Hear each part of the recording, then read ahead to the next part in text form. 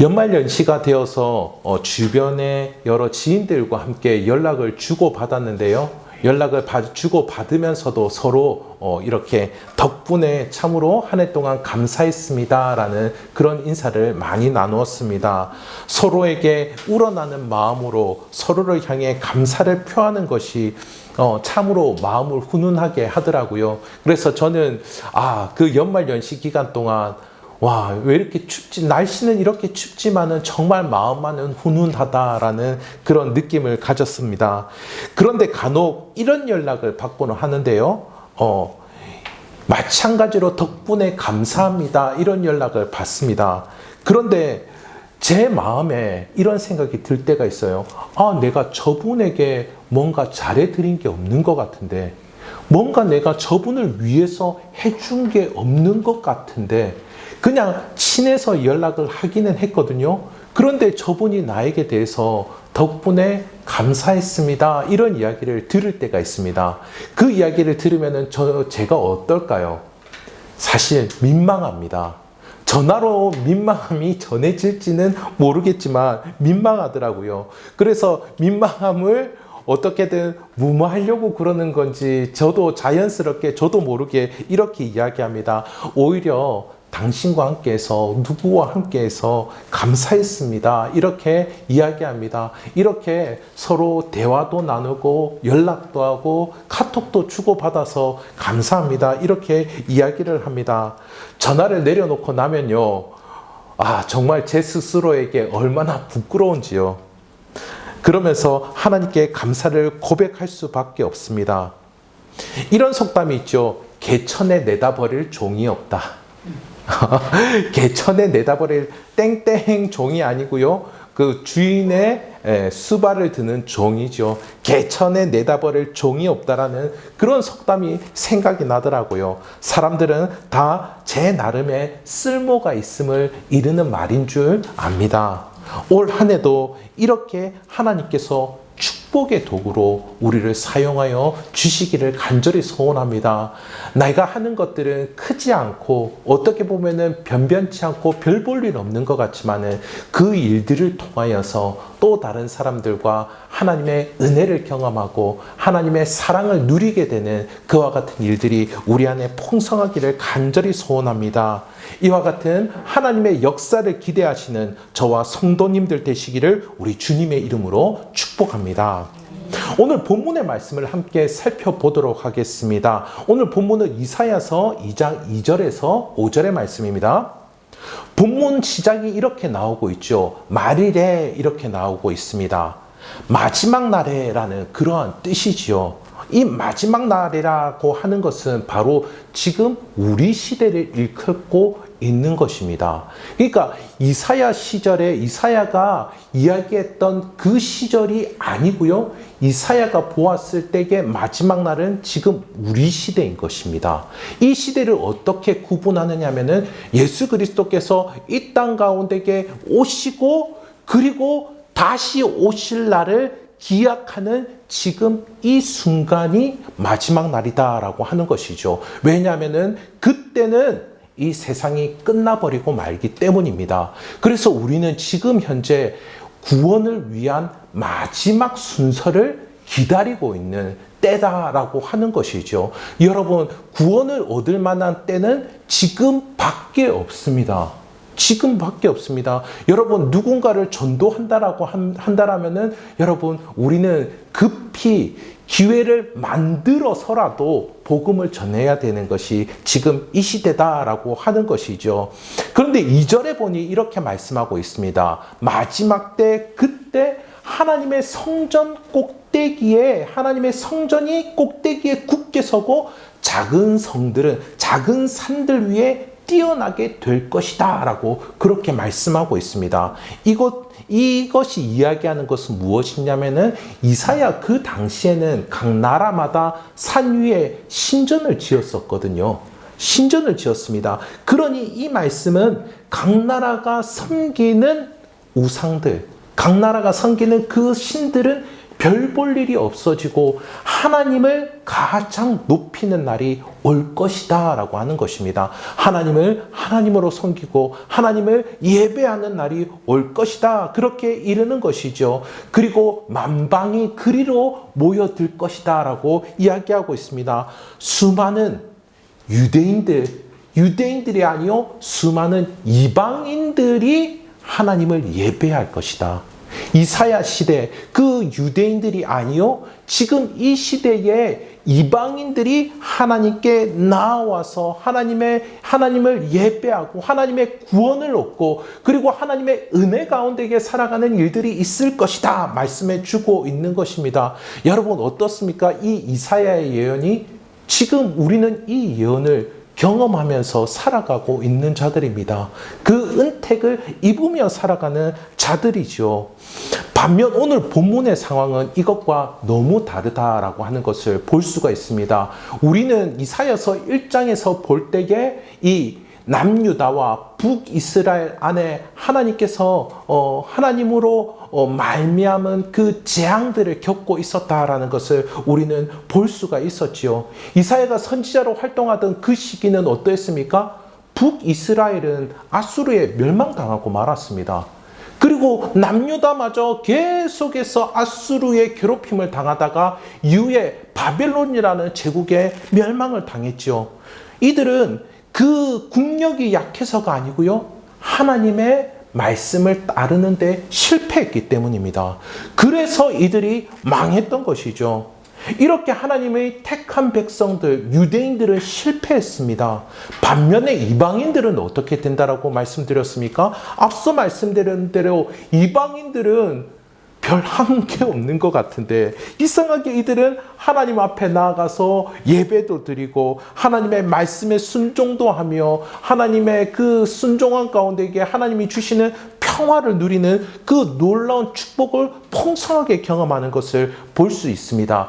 이것을 신약 성경 로마서 11장에서도 명확하게 기록을 하고 있는데요. 11장 11절 12절입니다. 제가 읽도록 하겠습니다. 여러분 유인물을 통해서 읽어주시기 바랍니다. 제가 유인물을 드리는 이유는 여기서 보면은 그 대명사들이 있습니다. 인칭 대명사, 지시 대명사들이 특히 신약 성경에는 많아서 신약 성경에서는 제가 괄호를 쳐서 이 지시 대명사나 인칭 대명사가 누구를 가리키는지 제가 기록해 놨거든요. 여러분 유인물을 통해서 확인해 보시기 바랍니다. 그들이 넘어짐으로 구원이 이방인에게 이르러 이스라엘로 시기나게 함이라. 그들의 넘어짐이, 그들은 누구죠? 유대인들의 넘어짐이 세상의 풍성함이 되며 유대인들의 실패가 이방인의 풍성함이 되거든 하물며 그들의 충만함이리요. 유대인의 실패가 이방인의 풍성함이 되었다. 유대인들이 넘어짐으로 이방인들이 충만하게 되었다. 이게 뭔 상관관계입니까? 좀 아이러니한데요. 서로 시기하고 질투는 이렇게 양당 관계, 그런 관계인가요? 좀 그렇게 보이는데 하나님께서 유대인을 부르신 이유 여러분 잘 아실 것입니다. 하나님께서 유대인을 부르신 것은 유대인들로 하여금 하나님의 축복을 풍성하게 경험하고 그리고 그들을 복덩이가 되게 하여서 그들을 통하여서 이방인들도 하나님의 축복을 경험하도록 그렇게 부름을 받은 이들이 유대인이었다라고 하는 것이죠. 그렇다면 유대인이 실패하지 않고 유대인이 번성하여야지만이 이방인들도 하나님의 축복을 받게 되지 않습니까? 그런데 그런 일들이 일어나지 아니하고 그것은 건너뛰어버리고 유대인들은 실패했는데 이방인들은 구원과 은혜와 축복을 경험하고 있다라고 하는 것입니다. 어떻게 이런 일이 일어났을까요? 유대인들의 실패를 통하여서 왜 이방인들을 축복하였을까요? 우리는 이것들을 이해하면서 하나님의 역사가 어떠한 것인지를, 하나님의 역사가 우리의 삶 가운데 어떻게 일하시는지를 우리는 몇 가지 생각을 해보도록 하겠습니다. 우선 하나님의 백성에게는 실패와 멸망이 없다라고 하는 것입니다. 이들은 멸망당하고 있지 않습니까? 북이스라엘은 멸망을 당했고 남유다마저 그와 같은 상황 가운데 있는데, 그러나 하나님은 이들이 망했음에도 불구하고 다시 부르고 있죠. 5절에서 말씀하고 있지 않습니까? 야곱 족속아 오라, 우리가 여호와의 빛에 행하자. 멸망당하여서 어두운 가운데에 멸망당하도록 내버려두지 않으신다라고 하는 것입니다. 로마서 4장 25절에서 이렇게 말씀하고 있습니다. 우리 유인물을 통해서 함께 읽어보도록 하겠습니다. 예수는 우리가 범죄한 것 때문에 내줌이 되고 또한 우리를 의롭다 하시기 위하여 살아나셨느니라. 아멘. 우리가 범죄했다, 그렇게 말씀하고 있습니다. 유대인들이 범죄한 것뿐만 아니라 지금 이 신약에서는 우리가 범죄했다, 그렇게 말씀하고 있습니다. 어떤 범죄입니까? 도덕적인 범죄, 그런 죄가 아닙니다. 이 범죄는 무엇이냐면은 예수님을 죽인 죄입니다. 예수님을 죽인 죄. 아니 목사님, 저는 예수님을 본 적도 없고요, 그 2000년 전에 살아있지도 않는데 저는 예수님을 죽인 죄가 없습니다. 여러분 어떻습니까? 그런 많은 이들은 그런 반응을 보이곤 합니다. 그런데요, 한번 생각해 봤으면 좋겠습니다. 예수님의 십자가를 둘러싼 사람들의 모습이 여러분과 비교해서 어떻게 다른가 한번 생각해 보시기 바랍니다. 우선 그 십자가 주변에 수많은 유대인들이 있었습니다. 예수님은 그들에게 이렇게 말씀하셨거든요. 내 말이 너희 안에 있을 자리가 없도다. 그러므로 나를 죽이려 하는도다. 요한복음 8장 37절에서 말씀하셨습니다. 너희 안에 내 말이 거할 자리가 없도다. 그리하여 너희가 나를 죽이려고 하는도다. 여러분 어떻습니까? 지금도 우리의 생각과 마음 가운데에 세상의 메시지가 더욱더 중심에 자리 잡고 있다라면은 우리 역시 예수님이 다시 온다 할지라도 예수님을 몰아내고 십자가에 죽일 만한 그런 모습을 갖고 있다라고 하는 것이죠. 또 수많은 종교 지도자들이 있었습니다. 그 지도자들이 예수님을 왜 죽였습니까? 예수님의 능력 행함과 온전히 말씀을 전한 가운데에 그들은 수많은 군중들이 예수님을 따르는 것을 보고서 그것을 시기하고 질투한 것입니다.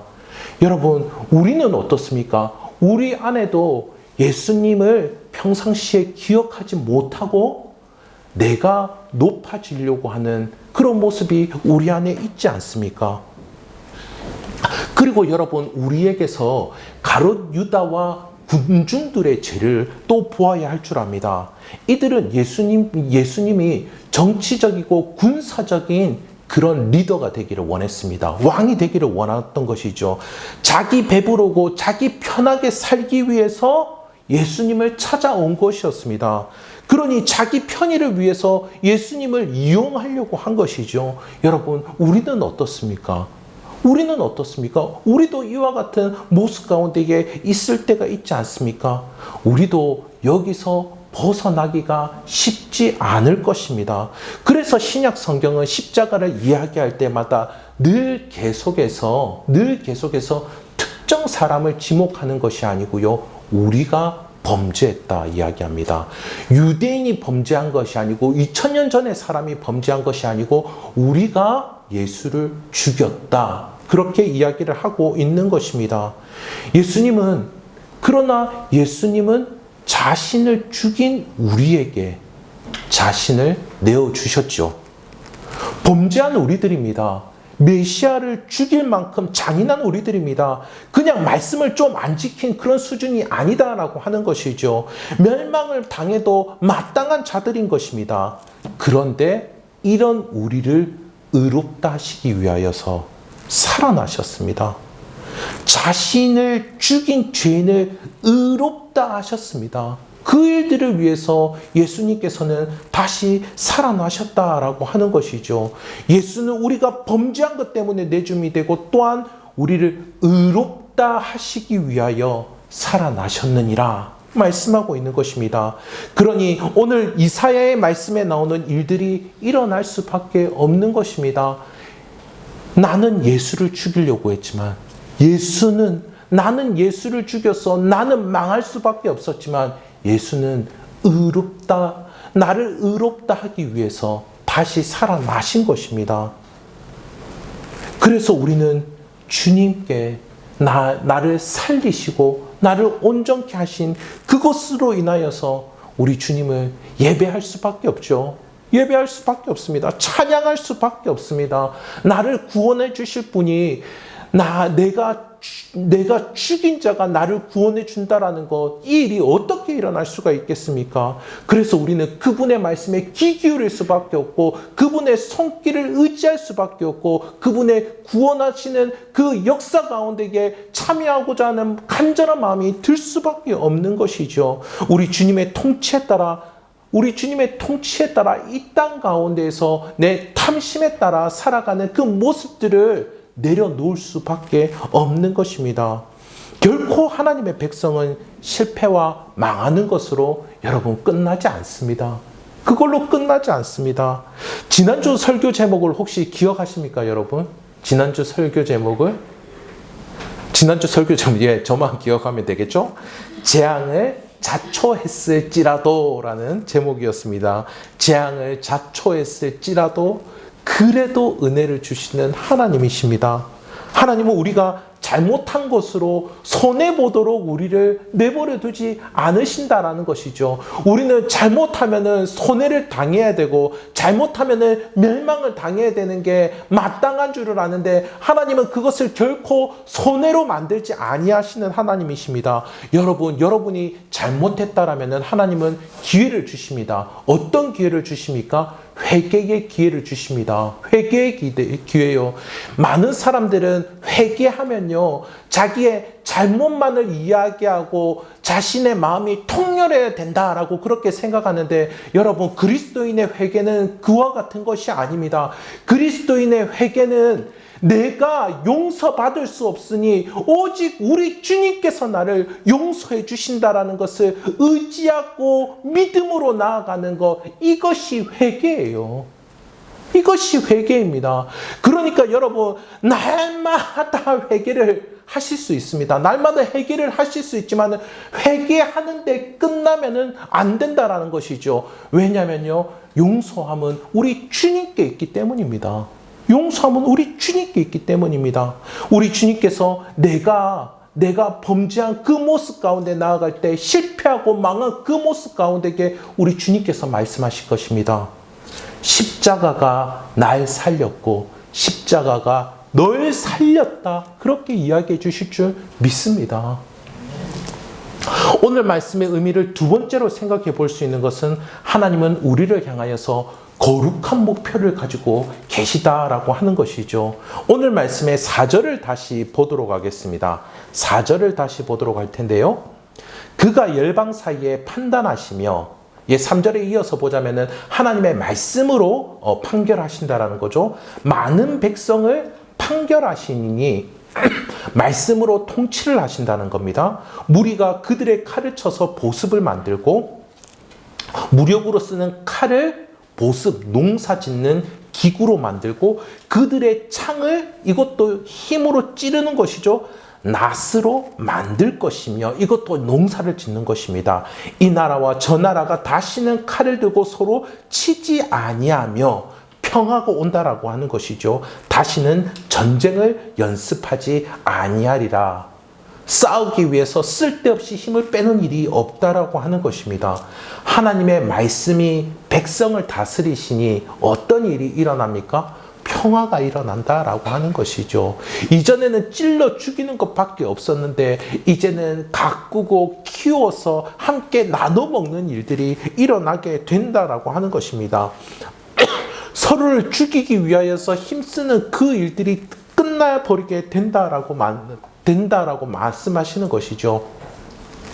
칼과 창은 여러분, 이 세상의 통치자들이 쓰는 방법입니다. 그렇죠? 요즘에는 총뿌리를 들여다 대죠? 탱크도 가지고 오고요. 세상 통치자들이 쓰는 방법이에요. 그렇지 않습니까? 이건 무력입니다. 그 결과는 무엇일까요, 여러분? 죽음입니다. 죽음, 내가 안 죽으면요, 그 다음은 뭘까요? 보복입니다. 보복이요. 다른 사람을 제압하는 방법입니다. 그런데 하나님의 말씀이 임하면요, 어떻게 된다고요? 칼과 창이 보습과 낫, 농사기구로 바뀝니다.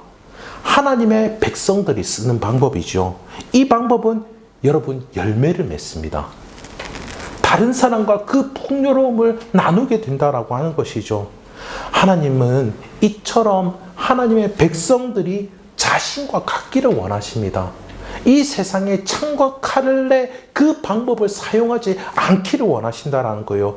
사랑하고 은혜를 나누는 이 세상과 구별된 거룩한 방법을 사용하시기를 원한다라고 하는 것입니다. 그렇게 우리를 구별된 존재로 하나님께서는 세우시기를 원한다라고 하는 것이죠.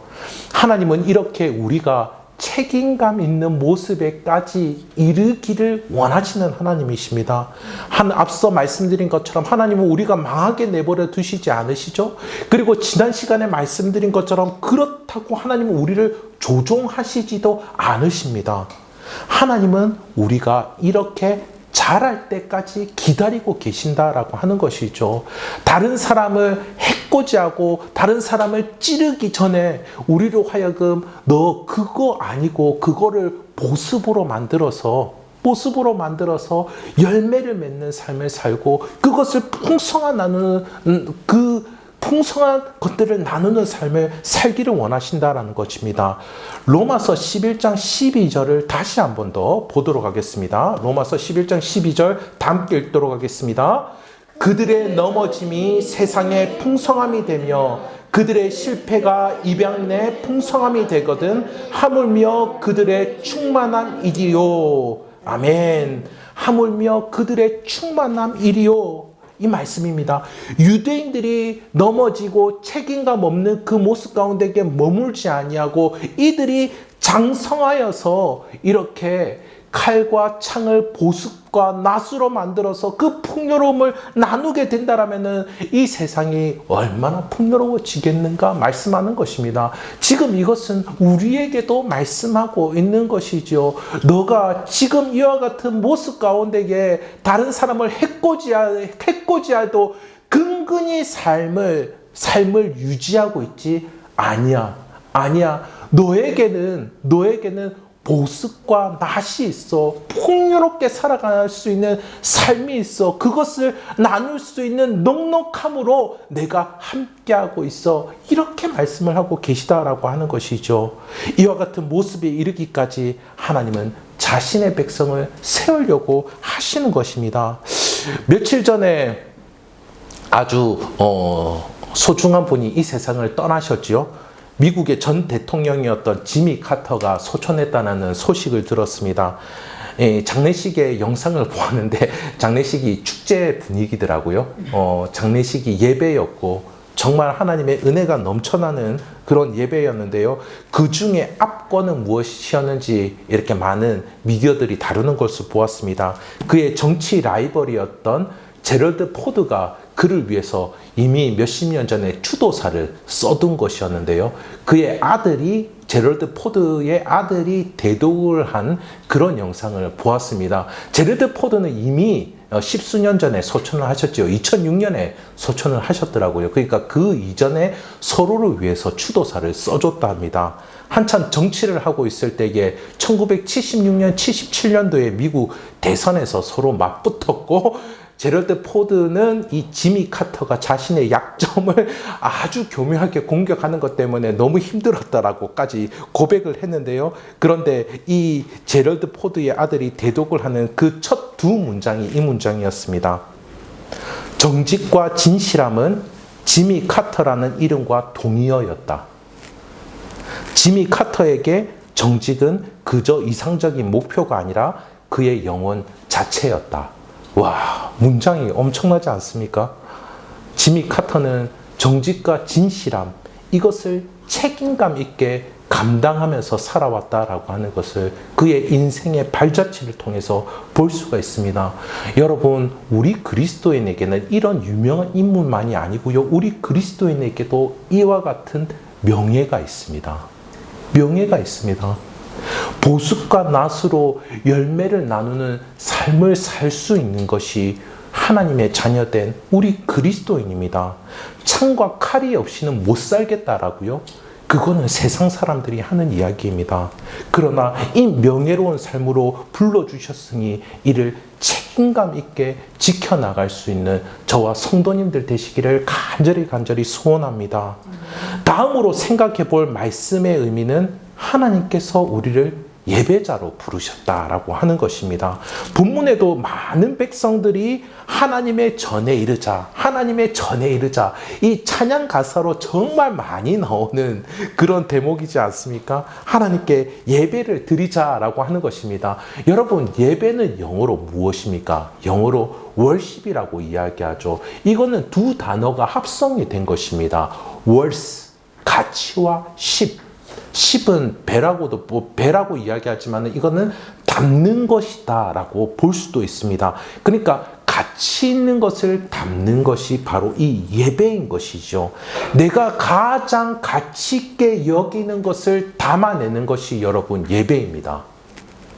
그렇다면은 예배는 하나님께만 드리는 게 아니죠. 저 북쪽에서는 누구 이상한 한 사람을 가장 가치 있게 여겨서 그를 예배하는 모습을 볼 수 있는데 거기도 하나의 종교 국가입니다. 그런데 여러분, 내가 돈의 가치를 비중 있게 둔다면, 그렇다면 우리는 돈을 예배하는 것이고요. 그리고 내 자아의 가치를 비중 있게 둔다라면은 나 자신을 예배하는 것입니다. 그렇다면 하나님께 예배한다는 것은 다른 어떤 것보다 하나님을 가치 있게 여기는 것이겠죠. 돈보다 하나님을 사랑하고 자신보다 하나님을 사랑하는 것입니다. 이렇게 하나님을 가장 사랑하는 자로 우리를 부르셨다라고 하는 것입니다. 여러분, 이것을 늘 점검해 보시기를 소원합니다. 내가 이 자리에 앉아서 예배를 드릴 뿐만 아니라 내가 평소의 삶 가운데에서도 예배자의 모습으로 살아가고 있는가 돌아보시기를 바랍니다. 그런데요, 여러분, 우리는 이렇게 단순하게 설교를 하고 지나가고 내가 단순한 원리로 이것을 알면 그칠 수도 있겠지만은, 그러나 여러분, 내가 하나님을 예배하고 있는지 탐심을 예배하고 있는지 헷갈릴 때가 있지 않습니까? 헷갈릴 때가 있지 않습니까? 이것이 결코 단순하게 여겨지지 않습니다. 아마 많은 분들이 이렇게 생각할 것입니다. 내가 돈을 조금 좋아하긴 하지만, 여러분 안 좋아하십니까? 내가 돈을 조금 좋아하긴 하지만 재물을 예배할 정도는 아니야. 이렇게 많은 분들이 생각하실 수도 있을 것 같습니다. 요즘에는 어떻습니까? 이렇게 서점에 가면은요, 어느샌가부터 우리나라도 이렇게 자산에 대해서 많은 분들이 눈을 뜨게 되어서 금융 지식이라던가 자산이라던가 재정이라던가 재테크 이런 것들에 대한 책이 정말 많이 나오는 것들을 볼 수 있습니다. 그런데 그런 책들을 이렇게 쭉 보잖아요. 그런 책들도 정말 지혜롭게 적혀져 있습니다. 노골적으로 돈을 사랑하세요, 이렇게 적힌 책이 단 한 권도 없습니다. 여러분, 이런 책은 없습니다. 그런데요, 이런 책 가운데에 사람들의 탐심을 자극하는 책이 있습니다. 탐심을 자극한다는